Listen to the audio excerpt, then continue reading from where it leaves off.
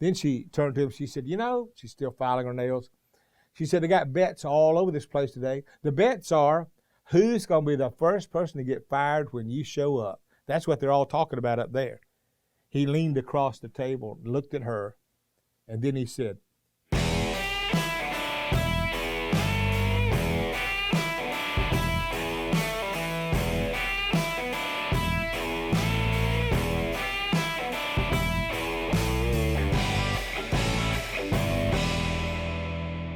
hey guys, Bill Purvis here.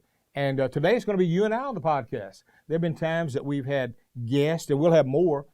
But lately we've just decided we'll do a few of these with just you and I. We get to talk, and I'll tell you some stories that I've always picked up a lesson from. One of those stories was years ago. I read a book on the life of Al Dunlap. Al was the CEO of a lot of companies, and one of the ones he's most known for was being the CEO of the Scott Paper Towel Company. And when I read the book, I got a chance to see his personality and why he did what he did. And he was known for being very candid, upfront, tell you what he thought, making decisions quickly. He was just a tremendous leader in that regard. He also had a reputation for turning companies around. If they were plateaued or dying, he could get them back in step again and back in the race. So Scott Paper Towel Company had reached out to him and offered him the job because they needed good leadership. And he was also known for this, though. He was known for letting a lot of people go. I mean, that was what he did right off the bat. That was his MO. He would come in, assess the company, see who was working and who was not, see who needed to be on payroll or not, and he would fire people left and right.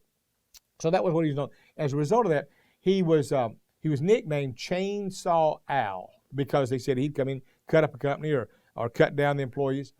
Well, when he shows up at Scott Paper Towel, they said he walked in, and as he walked in, there's the front desk receptionist. She's sitting there, and she's popping gum and got her feet propped up, and she's filing her fingernails. And it's not a good impression, especially in front of the new CEO. He comes in, and he walks up to her, and he says, excuse me, can you tell me where the executive level meeting is held? She said, that's on floor number 7. He said, can you get me in? Because it had a key to that level. And she said, no, you'd have to be an executive to be there. He said, well, ma'am, today I am. He said, I happen to be the new CEO. She took back, with a little gasp. She said, oh. She said, so you are the man they call Chainsaw Al. He looked at her and he said, I guess so. Then she turned to him. She said, she's still filing her nails. She said, they got bets all over this place today. The bets are who's going to be the first person to get fired when you show up. That's what they're all talking about up there. He leaned across the table, looked at her, and then he said, anybody bet on you? What a classic answer. Anybody bet on you? The girl with her feet propped up, popping her gum, filing her nails, she wasn't expecting that day, but obviously she didn't pull her weight, and her attitude and all the rest needed changing. And Chainsaw Al decided that'd be the first one we'd change.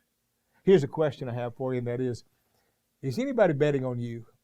Is anybody betting on you to make it or to fail? If they're betting on you to fail, why don't you prove them wrong? And if they're betting on you to win, why don't you prove them right? Let's do it today. Hey, this is my book, Make a Break for It. It's one of the best sellers today and a book that I wrote personally to encourage other people. It's my whole life story. I hope you'll get it. And make sure that when you get it, you read it, share it with a friend.